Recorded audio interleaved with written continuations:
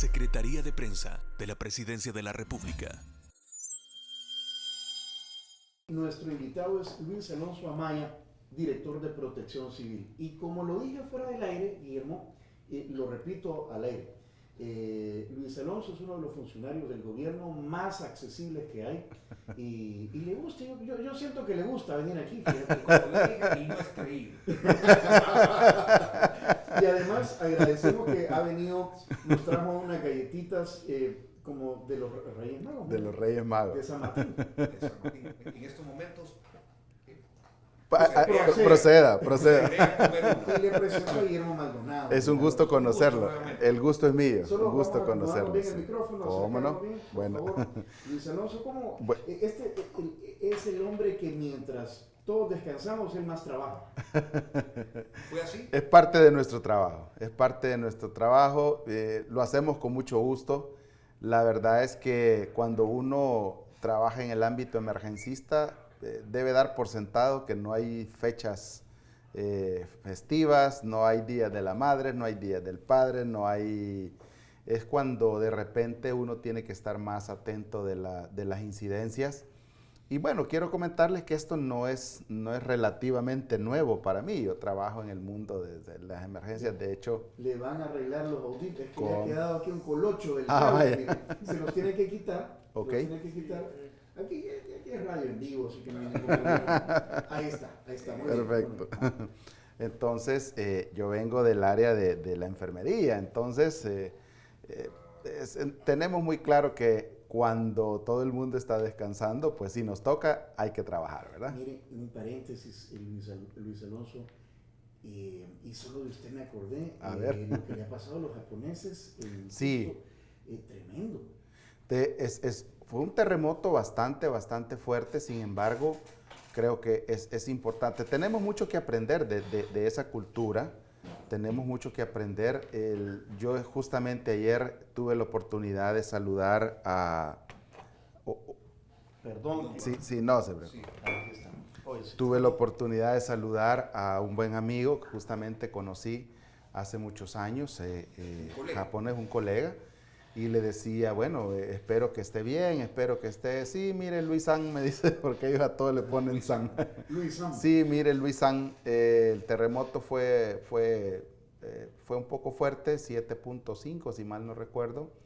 En el recuento oficial creo que apenas van 2 muertos. Cuando uno ve un terremoto con esta magnitud, 2 fallecidos, bueno, pues son 2 personas que lamentablemente fallecieron. Algunos daños, pero uno dice, pero si fue de 7.5. La prensa da cuenta hoy de 70. 70, ya subió, sí. ¿Eso qué significa? ¿Significa que están más preparados? Yo creo que hay 2 cosas muy importantes que hay que decir. Número 1 es ellos han trabajado mucho en la cultura de prevención. ¿Cómo prevenimos un terremoto? Difícilmente, porque es un fenómeno que tiene que ver con la dinámica geológica del planeta. Es decir, nunca vamos a poder evitar que un terremoto no suceda.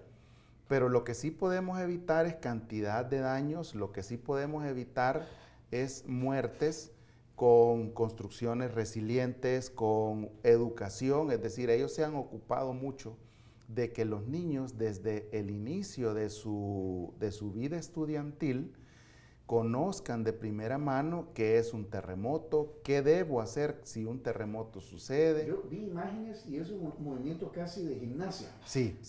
O sea, comienza a temblar y cada quien ya sabe a dónde ir, ubicarse. Exactamente. Hay muchos vídeos y justamente ayer yo estaba tratando de recopilar algunos porque pues de repente... Es un buen ejemplo para poderlo exacto, poner y uno no deja perder la oportunidad, sobre todo los que en algún momento hacemos docencia, no deja perder la oportunidad de recopilar esos vídeos que demuestran cuál es el deber ser en el proceder de una persona si nos encontramos o nos sorprende un movimiento sísmico, ¿verdad? Y en las instituciones educativas acá en El Salvador, ¿saben qué hacer? Realmente ¿La sí. mayoría? Realmente sí, y particularmente en estos últimos años, yo diría que se ha hecho un trabajo muy, pero muy importante. De hecho, hay hasta un modelo de plan de seguridad escolar, que así se llama. el plan de seguridad escolar, que ahora no solamente incluye, por ejemplo, hacer un análisis de riesgos, que nosotros lo podemos hacer no solamente en el ámbito comunitario, como de repente nosotros lo mostramos desde la Dirección General de Protección Civil. El primer paso para crear un entorno seguro, Guillermo, es hacer un análisis de riesgo, es decir, cuáles son las amenazas que yo tengo presentes en mi entorno, qué tipo de amenazas son, si son eminentemente naturales o si hay amenazas antrópicas. Nosotros le llamamos naturales a todas aquellas que tienen su origen en la dinámica geológica, es decir, terremotos, erupciones volcánicas, tsunamis y algunos tipos de deslizamientos, algunos, ¿verdad? O movimientos de ladera. Luego están los eventos o los fenómenos de origen eminentemente antrópico, es decir, que son provocados por el hombre, que básicamente tienen dos divisiones. Aquellas que tienen que ver con problemas tecnológicos, es decir, si un avión se cae, se cayó porque algo falló, ¿verdad? Si un vehículo se accidenta, es porque o el fulano iba demasiado rápido o porque no tenía freno, ¿verdad? Son fallas tecnológicas o fallas digamos, como dicen los que evalúan los accidentes de mayor escala, ¿verdad? Dicen error humano, ¿verdad? Fallas de construcción. Factor humano. Fallas de construcción son fallas eminentemente antrópicas, ¿verdad? Y las que son de orden social. Como le pasó a los turcos. Exactamente. Que la verdad es que en muchos edificios, y me lo decía uno de los colegas del grupo de búsqueda y rescate urbano, me decía, es increíble ver cómo una buena cantidad de edificios no tenía ni una tan sola columna de hierro, ni una tan sola. ¿Por qué? Porque de repente no es... En el terremoto de Armenia, en la década de los finales de los 80, que fue cuando, digamos que fue un punto de partida para reestructurar todo el trabajo humanitario en todo el mundo, que fue una tarea que se agenció las Naciones Unidas. De hecho, de ahí nacieron dos grupos muy importantes de trabajo. Los grupos USAR, que ahora los certifica, los clasifica un grupo internacional denominado INSARAG, que en buen castellano sería Grupo Asesor Internacional de Búsqueda y Rescate Urbano. Y otro grupo, los grupos UNDAC de Naciones Unidas, que son como, digamos, los grupos élite que van, evalúan, coordinan, determinan cuáles son las necesidades de corto y mediano plazo, porque las de largo ya es trabajo de gobierno, ¿verdad? O de Estado, mejor dicho.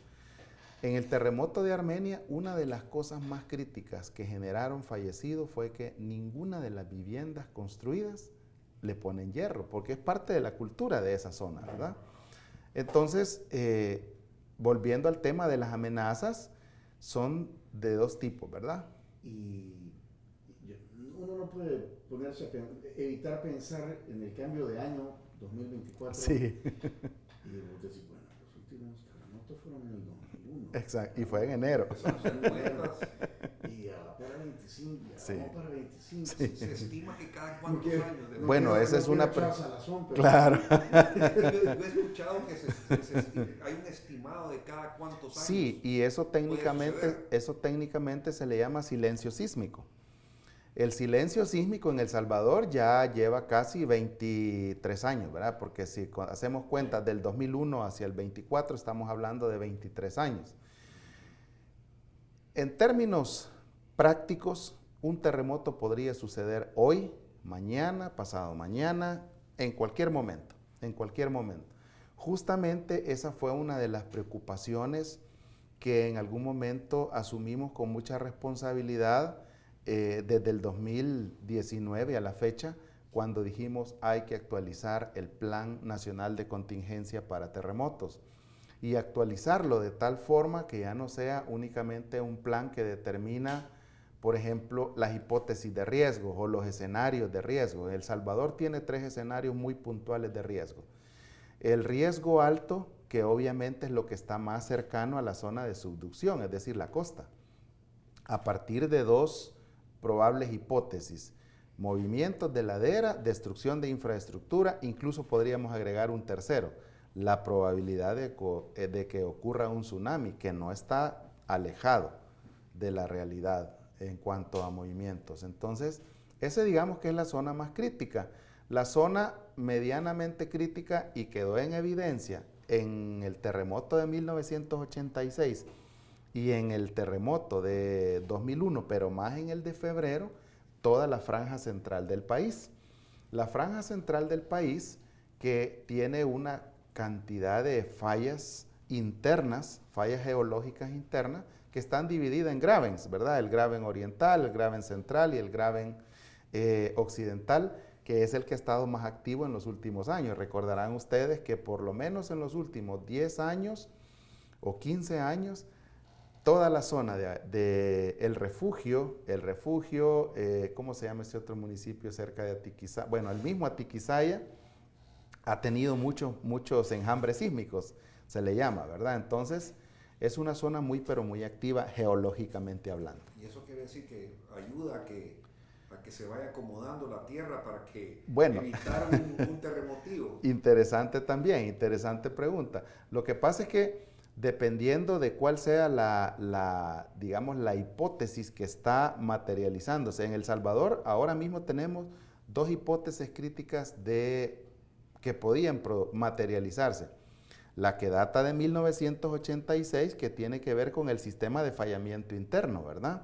El terremoto de 1986 tuvo su epicentro cerca de los Planes de Renderos, ¿verdad? El terremoto de 2001 ocurrió, o mejor dicho, esa hipótesis está relacionada con el fenómeno de subducción. ¿Qué es el fenómeno de subducción? Ustedes saben que el planeta como tal no es una sola pieza, ¿verdad? No es una sola pieza. El planeta está dividido en placas tectónicas que están en constante movimiento. Todas esas placas, de hecho el terremoto que acaba de suceder en Japón, justamente se produjo por un fenómeno de subducción que tiene que ver incluso con el cinturón de fuego del Pacífico, del cual somos parte nosotros también, les cuento. Entonces, ¿qué es lo que pasa? En el fenómeno de subducción lo que tenemos es simple y sencillamente que una placa tectónica se va deslizando por debajo de la otra. Imaginen ustedes una escalera sin fin, ¿verdad? De estas escaleras mecánicas. Básicamente eso es lo que sucede con el sistema de placas tectónicas. En nuestro caso, Centroamérica está asentado en la placa de Caribe. La placa que se está deslizando por debajo de la de Caribe es la placa de Cocos. Placa de Cocos. Placa de Cocos. Así se le denomina de acuerdo, está la placa de Caribe, la placa de Cocos, está la placa Indochina. Bueno, esa es parte también de la de Cocos, ¿verdad? Esa es la placa norte, ahora mismo no recuerdo el nombre específico. El punto es que cuando estas placas se van deslizando, todo debería suceder con normalidad, pero hay que recordar que los tipos de suelo que tenemos, no todos son eminentemente solo tierra, ¿verdad? Son suelos rocosos. Entonces, ¿qué es lo que pasa?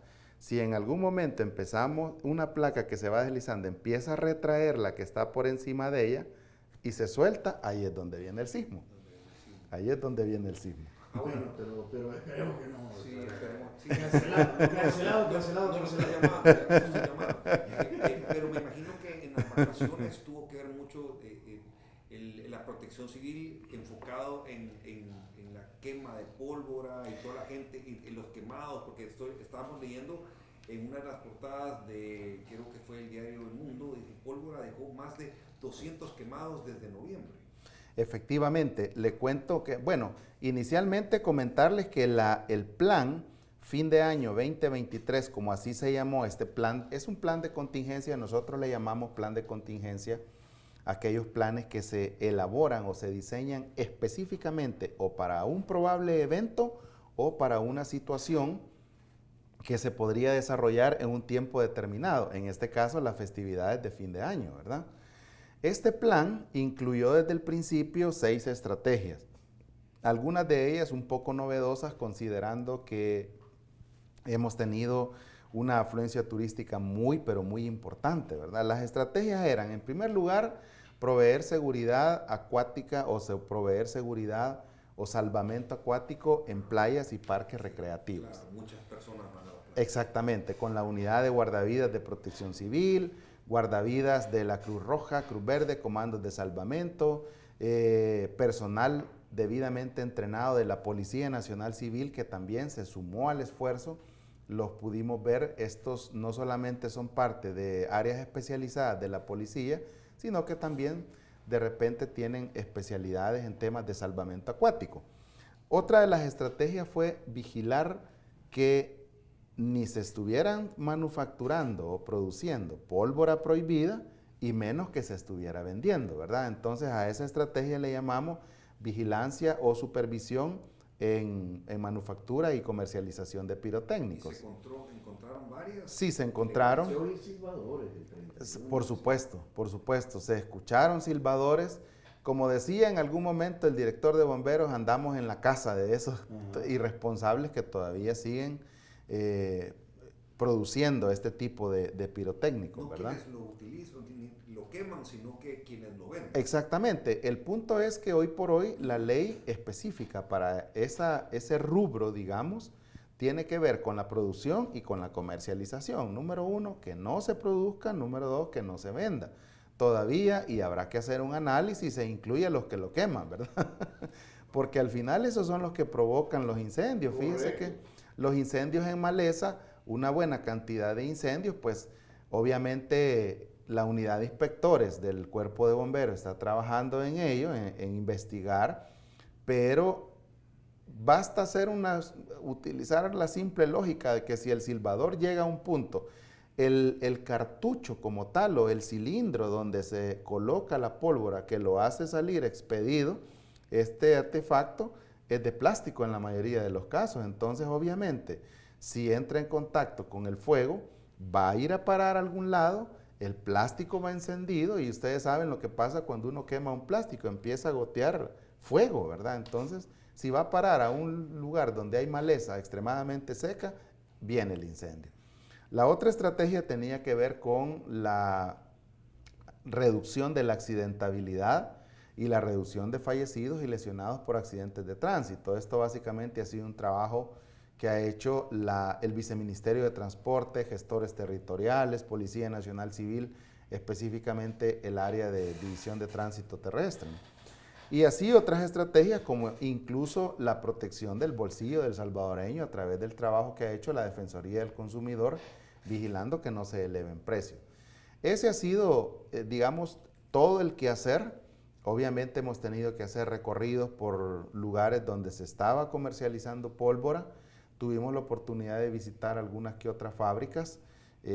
Quiero felicitarlos a ellos, pues obviamente no puedo mencionar marcas, pero felicitar a todos aquellos que no solamente se ocupan de, digamos, producir responsablemente la pólvora, sino que van más allá, es decir, como dicen, dan la milla extra. Hemos podido ver cómo algunas fábricas no solamente, sobre todo en las luces chinas, no solamente incluyen las recomendaciones que tienen que estar, ¿verdad?, de cómo quemar esa pólvora, sino que ellos han ido más allá, van, incluso refieren cuáles son las condiciones que debería tener el área donde se va a reventar esa o donde se va a quemar esa pólvora. Algunos hasta agregan los números de emergencia. Entonces, creo que estamos generando cultura de prevención. Cambios importantes. Que Definitivamente. ¿Hubo más o menos accidentes de tránsito, más o menos gente herida, fallecida? Bueno, ¿Cómo nos comportamos? Bueno, le cuento que hay diferentes rubros y me gustaría, si me lo permiten, hacer como un análisis. En el tema de accidentes de tránsito, pues básicamente tuvimos un aumento, 167 más. 974 fue el total, al menos en todo lo que duró el plan, ¿no? Desde el 1 de diciembre hasta el 1 de enero. Pero hay un dato bien importante. A pesar de que se tuvieron 974 accidentes de tránsito, 167 más que el año pasado, en fallecidos por accidentes de tránsito tuvimos una reducción de menos 26. Quiere decir que en algún momento la letalidad de los accidentes no fue tan grave como en otros años, ¿verdad? O como el año anterior. En cuanto a los detenidos por conducción peligrosa, le quiero contar que el total fueron 237. 237, fueron 104 más. Mire, y de esos 237, ¿Sí? ¿cuántos son mujeres? Déjeme ver, tengo el dato por aquí. Es interesante ver cómo de repente,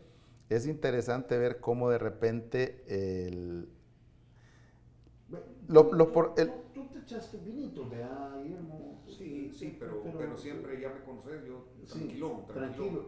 Pero como debe ser, ¿verdad? Sí, no, como debe ser, como debe ser. O sea, yo no estoy tan preocupado realmente no soy de los que me preocupa tanto los controles vehiculares. Los controles vehiculares no me preocupa mucho eso. A mí, Sí. en mi caso. Como debe ser, ¿verdad? Bueno, les cuento que, por ejemplo... Ya lo puse en aprieto. No. No, le quiero contar que el mayor porcentaje fueron hombres, ¿verdad? El 96% básicamente fueron hombres. 96, 137 fulanos fueron encontrados pues más arriba de los 100 grados. Mujeres fueron 5, ¿verdad? Fueron 5. Entonces, obviamente tenemos muchas más personas, muchos más hombres, y respetando la normativa, porque al final es eso, ¿verdad? Muchos están todavía en la Bartolina Hilton. Definitivamente. Pero no se puede comparar mucho con el año anterior porque esos controles no se daban tanto, ¿verdad? Bueno, realmente el Viceministerio de Transporte ha venido incrementando gradualmente, pero sí, efectivamente el año pasado se incluyó como parte de las estrategias también, y no solamente en la época navideña. Porque hay que recordar que, pues, infortunadamente, la ingesta de bebidas alcohólicas pareciera que en el país, como me decía un buen amigo, aquí hay fiesta todos los días. Sí, todos los días hay fiestas. El que quiere parrandear de lunes a viernes, parrandea de lunes a viernes. Yo lo que creo es que se agudiza este fenómeno en temporadas como Semana Santa, vacaciones de agosto, fin de año, los fines de semana largos, por ejemplo, cuando ha caído el Día de la Madre o viernes, o el Día del Padre, el viernes o lunes, que tenemos un o cualquier otro asueto, pues aprovechan. Mire, Alonso, ¿Sí? El bandido de Emerson ya sabe qué fechas tocan, que cae viernes y lunes este año. ¿Cuáles son los asuetos? Caramba. Sí, para que lo tengan ya lo tienen en el radar. ¿Y saben cuántos días faltan para Semana Santa? Caramba. Él se despierta contando los días. Sí, para definitivamente. vacacionar. Bueno, buen punto ese, porque eso nos va a ayudar a nosotros. Ya nosotros estamos pensando en Semana Santa, no para parrandear, sino para cómo incrementar las estrategias o cómo hacer que estas estrategias sean más efectivas. Indudablemente, como cualquier plan, tiene un antes, un durante y un después. En el después, obviamente, hay que evaluar qué tan efectivos fuimos en algunos rubros, dónde se debe intensificar, qué novedades tuvieron en el territorio nacional o qué cosas nuevas surgieron. Por ejemplo, hay carreteras que usualmente no han sido muy utilizadas en otros años. Ahora sí, estoy hablando, por ejemplo, de ¿cómo se llama esta carretera que va desde Santiago, Texacuango hasta Cojutepeque? La panorámica. La panorámica, ¿verdad? Entonces, hay muchas personas que simplemente no quisieron ir ni a la playa, ni a un río, ni a un lago, ni a la montaña, simplemente dijeron, vámonos por la ruta panorámica, nos tomamos un café, un atole en cualquiera de los puntos donde encontramos, ya sea en los tepezontes, en los municipios estos, o en cualquier otro, y vamos a salir a Cojute, desayunamos o cenamos o almorzamos allá y luego regresamos. Simplemente quisieron hacer eso. ¿Cómo sabemos eso? Bueno, pues ese es el trabajo territorial que hace cada uno de los delegados territoriales, ya sea en el nivel regional, departamental o municipal, de la Dirección General de Protección Civil, ¿verdad? Yo los quiero felicitar, lo hice en su oportunidad al aire con Vera Verónica, porque al menos por ahí de mitad de diciembre estuve en la playa Costa Azul. Cómo no, sí. Y conté hasta donde me daba la vista, al menos unas 5 o 6 torres de observación. Exacto. Con guardavidas. Sí, y ese le cuento que... y eso antes no está. No, de hecho eso lleva 2 años, ¿verdad? Eso lleva 2 años y yo creo que gracias por las felicitaciones. Y muy activos y pitándole a la gente que no, por ahí no, y con banderas, es decir, activos haciendo su Totalmente, labor, cuidando a la totalmente. gente. Es un personal que está muy entregado a su trabajo. Hacen una labor muy importante. Acaban de cumplir 2 años, les cuento. Esta unidad de guardavidas apenas lleva 2 años de haberse fundado. Y obviamente pues se ha fundado a partir de la visión del presidente Nayib Bukele y hay que decirlo también del ministro de Gobernación y Desarrollo Territorial, Juan Carlos Videgain. Todo surgió a partir de una necesidad que siempre ha tenido el país. O sea, nos decía en algún momento, ¿cómo es posible que la gente esté muriéndose, ahogándose, sin el auxilio, sin la participación de ninguna instancia? Obviamente se ha tenido por siempre cuerpos de socorro como Cruz Roja, Comandos de Salvamento, Cruz Verde, pero hay que denotar que ellos tienen personal eminentemente voluntario, que no siempre va a estar disponible en los días picos. En el Majagual registramos, en el 1 de enero se registró aproximadamente unas 2,000 visitas.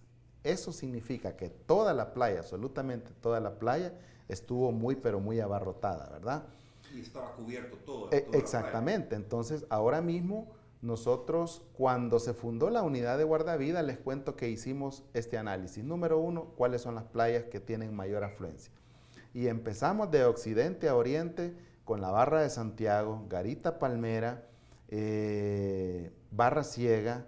Empezamos, a eso se le sumó también el Palmarcito, ya en La Libertad, el Majagual, Metalillo, Conchalillo, bueno, Metalillo es de Sonsonate, y así sucesivamente. El punto es que llegamos a concluir que son 28 playas las que tienen la mayor afluencia, o al menos en ese entonces tenían la mayor afluencia de turistas. Pero ¿cuál es la cosa? Resulta que en cada una de las playas tener 1 o 2 guardavidas para todo ese grueso de personas que llegan, por ejemplo, a la Costa del Sol y el Majagual, 1 o 2 guardavidas son nada.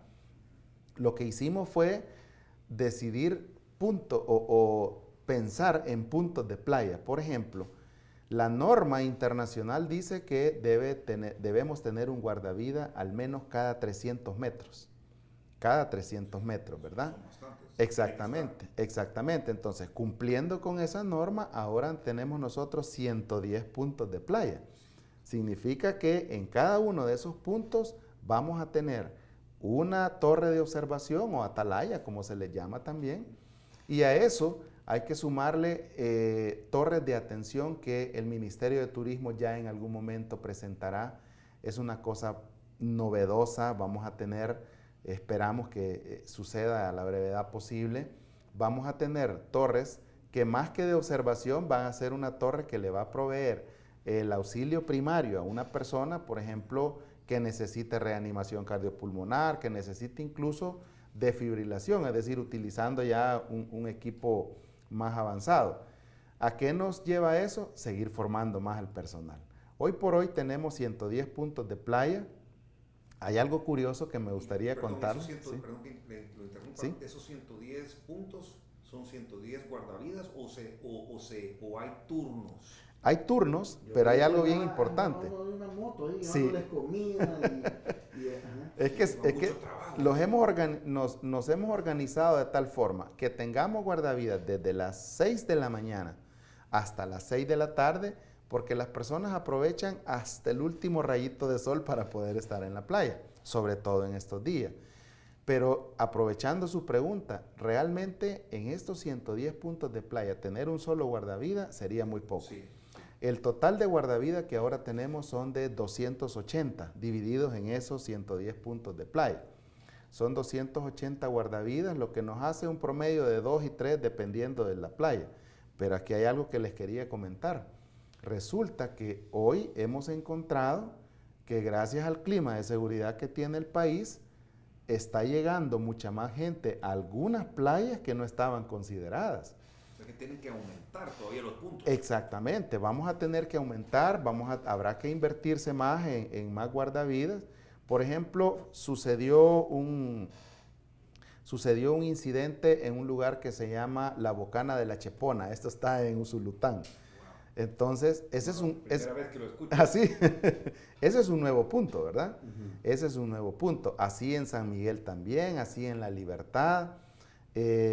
Ahora mismo no recuerdo el nombre, pero siempre en la zona del Tamarindo hay un lugar que se llama Punta, no sé qué, Punta, no recuerdo el nombre, pero es un nuevo punto de atracción para turistas. En ese sentido, estamos repensando cómo deberíamos incrementar la capacidad. Y esto no va a parar, yo se los puedo asegurar, mientras el país... Van a crecer. Exactamente, mientras el país tenga la seguridad que ahora tiene, mientras el país tenga las condiciones para que no solamente tengamos turistas nacionales, sino extranjeros también. Y cuando digo extranjeros no me refiero solo a personas de otros países, sino hermanos salvadoreños que han decidido radicar en otros países, que aprovechan estas fechas para venir. Vamos a tener que crecer, ¿verdad? Ese es parte del trabajo nuestro. No solo hubo rescates, digamos, bueno, ya nos contó las estadísticas de accidentes de tránsito, Sí. Los rescates en la costa, en el área costera, pero también se perdieron 19 personas en el volcán Chaparrastique. Sí, no solamente en el volcán, le cuento. Bueno, en el Chaparrastique tuvimos 19 personas que pues quedaron en algún punto del volcán. Creo que es importante decirlo porque van a seguir subiendo personas, ¿no? A los diferentes cerros, volcanes, montañas. En este caso, de verdad, yo lo decía ayer, quisiera felicitar la actitud de estas personas que en algún momento se vieron sorprendidas por la noche. Número uno, qué interesante que las personas se ocupen de tener sus teléfonos móviles con la suficiente carga. O sea, sabiendo de que van a estar 10 horas como mínimo, porque es lo mínimo que hay que pensar tanto para subir el tiempo de estadía ya una vez en el punto arriba en el volcán y luego bajar. Qué interesante porque eso nos permitió ubicarlos muy pero muy rápido. Entonces, número dos, la mayoría de ellos andaba así como preparado, ¿no? Como preparado, si bien es cierto, algunos hubo que atenderles una leve hipotermia, tampoco es que estaba extremadamente frío, pero cuando uno piensa en una elevación, pues ipso facto sabemos que va a estar un poco fría, ¿no? Entonces, creo que son cosas muy importantes que deben hacer todas las personas que decidan emprender pues una caminata en una elevación. Fueron 19 personas, fueron 18 turistas más el guía. En algún momento pues fueron ubicados tempranamente inicialmente lo hizo la unidad de rescate en montaña de la Cruz Roja Salvadoreña. Se sumaron a este esfuerzo, básicamente iban justo detrás de ellos Fuerza Armada, Policía, equipos tácticos de protección civil, cuerpo de bomberos, y abajo teníamos ya todo un despliegue del sistema de emergencias médicas. De hecho, los equipos tácticos de protección civil llegaron desde 2 puntos. Llegaron desde Usulután, desde 3 mejor dicho. Llegaron desde Usulután, desde San Miguel, y voló también un equipo con las capacidades de rescate en montaña en un helicóptero del sistema de emergencias médicas desde San Salvador hasta San Miguel. También tuvimos el puesto de mando en Placitas, que así se llama, un cantón de San Jorge. En Placitas, ahí básicamente tuvimos el puesto de mando, el área de espera, y yo creo que hay detalles que de repente no se conocen en un operativo de rescate, pero por ejemplo nos decían, son 19 personas. ¿Cuál es el análisis o cuál es la lectura que nosotros hacemos en el Centro de Operaciones de Emergencia Nacional, verdad? Que tenemos activado 24/7. Bueno, si son 19 personas, pensemos que eventualmente el 50% podría tener alguna lesión, un esguince, una luxación o un doblón, como comúnmente le llamamos en los tobillos, considerando lo accidentado de la topografía del volcán. Pensemos en que al menos podríamos tener entre 9 y 10 personas lesionadas. Esa es la cantidad de ambulancias que hay que movilizar, ¿no? La hipotermia, el sistema de emergencias médicas llevaba mantas térmicas, es decir, se les brindó toda la atención. Básicamente a las 2 de la mañana las personas estaban ya regresando a sus casas. Y dos preguntas. ¿A qué hora se dieron cuenta o a qué horas fueron alertados de que se habían... Nos alertaron alrededor de las 5:30, 6 de la tarde, por ahí. ¿Y qué sucedió? O sea, que no es algo que escuchamos todos los días o tan seguido que el guía no era certificado o sí era certificado, pero ¿qué pasó para que se lo... ¿Quién le regó? Creemos que la situación principal fue que lo sorprendió la noche, ¿no? Empezaron a bajar muy tardíamente del volcán, lo sorprendió la noche, llegaron a un punto... Y ese ¿sí? volcán, Chaparrastique, Sí. que ha estado activo, está habilitado para caminatas. Realmente son 2 kilómetros del cráter hacia abajo los que están restringidos. Estas personas respetaron ese límite, ¿verdad?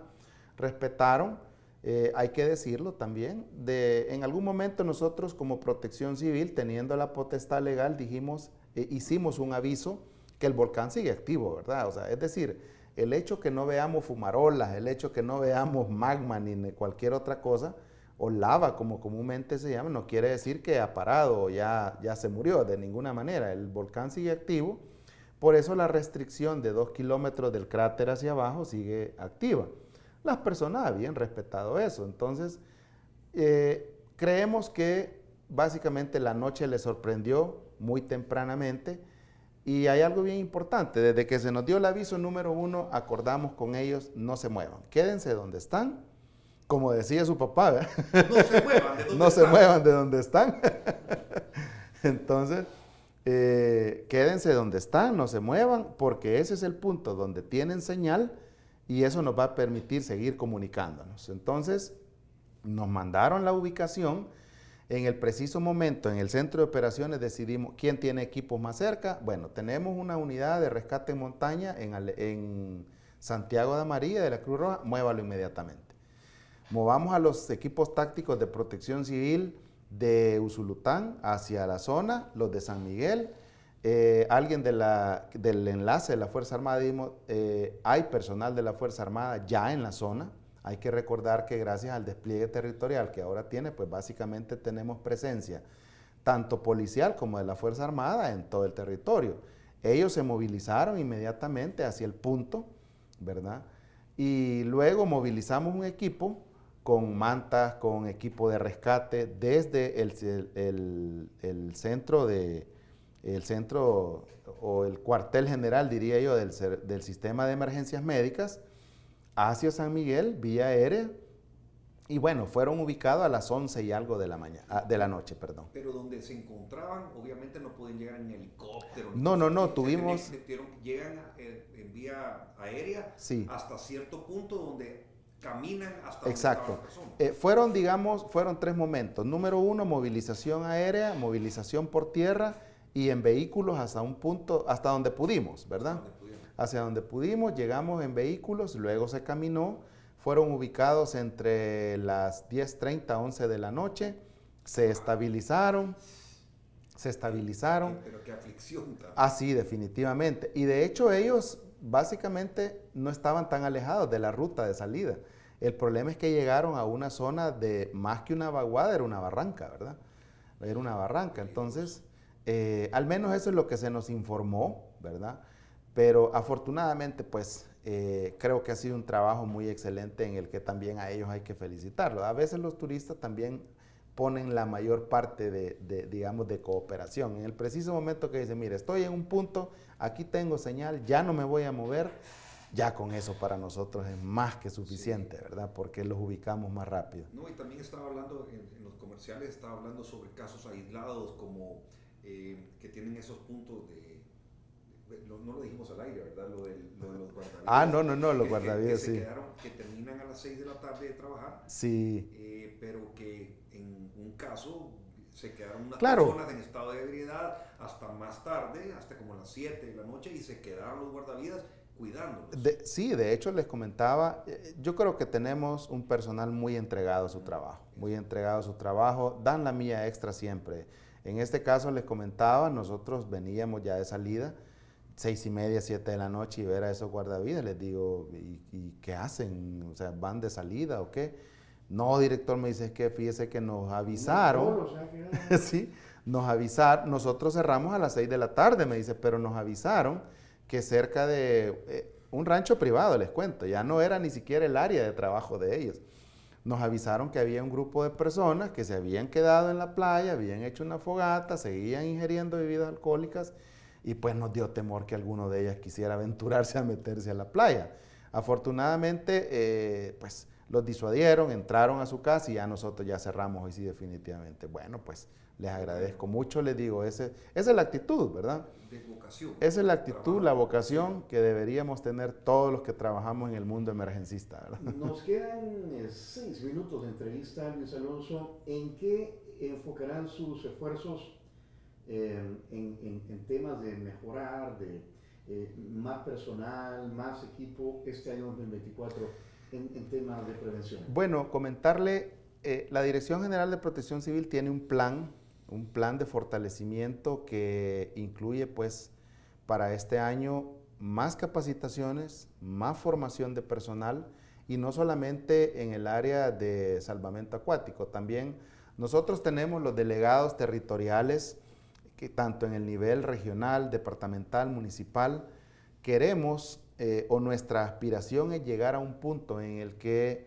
gobernadores y gobernadoras que han hecho un excelente trabajo, debo felicitarlos, ejerciendo su cargo de presidentes y presidentas de comisiones departamentales, básicamente no han tenido vacación tampoco, ¿verdad? Han estado ahí muy atentos y todo. Nuestra aspiración es que en algún momento, trabajando de forma coordinada, podamos tener planes efectivos de nivel nacional, departamental, municipal, porque hay que pensar en escenarios particulares de riesgo que tiene cada municipio. Este año pinta que el fenómeno del niño, es decir, continúa. Poca lluvia, más sequía, continúa. Exacto, continúa. Entonces hay que pensar, de hecho ya estamos trabajando con organizaciones como la FAO, el Ministerio de Agricultura, el Programa Mundial de Alimentos, estamos trabajando ya en un plan de contingencia, ¿verdad? ¿Y alguna Pero campaña? el tema de incendios forestales o También, ahora viene mucho trabajo para el cuerpo de bomberos y también para los equipos tácticos, no solamente en la prevención, sino, bueno, hemos tenido una cantidad de incendios en maleza, les cuento que las estadísticas se nos dispararon un poco, hemos tenido un total de incendios en maleza 202, es decir, 126 más que en el 2022. Y eso que apenas empieza la época seca, ¿verdad? Exacto. No, yo preguntaba porque hablaba sobre las capacitaciones, obviamente al personal que ustedes contratan, que son parte de Protección Civil, pero también educar a la población de alguna forma. Definitivamente, ¿Verdad? definitivamente. En algún momento hemos pensado tener un plan de formación continua que podamos ejecutarlo a través de una escuela virtual de Protección Civil, en el que las personas, por ejemplo, puedan accesar, esa es una de las novedades que queremos implementar este año, en el que las personas puedan accesar, y no solamente las personas, sino, por ejemplo, si pensamos en toda la empresa privada que tiene El Salvador, que tienen responsables de seguridad e higiene ocupacional, como lo mandata la Ley General de Prevención de Riesgos en los lugares de trabajo. Entonces, o maestros de escuela. Maestros de escuela para que puedan, exacto, que puedan accesar, puedan tomar un curso en línea, un curso virtual sobre procesos de evacuación, señalización, cosas como esas queremos implementar. Esperamos que esta sea la novedad este año. Y bueno, nuestra apuesta es de verdad construir un país más resiliente en la medida que se nos vaya permitiendo, en la medida en que también vayamos implementando acuerdos macro que tienen que ver con la reducción de riesgos en general, ¿verdad? Bueno, Luis Alonso, muchísimas gracias por la visita. Esperemos que sea un año sin sobresaltos, pues la naturaleza a veces nos sorprende de manera negativa y somos un país todavía bastante vulnerable. Sí. Y ojalá que Dios nos cuide, nos proteja Definitivamente. este año, y que ustedes pues tengan todo lo necesario para hacer su labor. Muchísimas gracias por cuidarnos. Y para los que quieren escuchar después del podcast, Sí. hemos estado hablando con el director general de Protección Civil, Luis Alonso Amaya. Ha sido la verdad, muy agradable conocerle. Muchas gracias. Y también escuchar todo lo que están haciendo para bien de nuestro país, ¿verdad? Muchas Y la gracias. gente. Gracias a ustedes por la oportunidad. No quisiera irme sin desearles un feliz año. Mis mejores deseos para ustedes, su familia. Saludos a Diana Verónica. Espero que nos haya estado escuchando. Me comí tus galletas. Muchas gracias por la galleta, gracias por la visita. Secretaría de Prensa de la Presidencia de la República.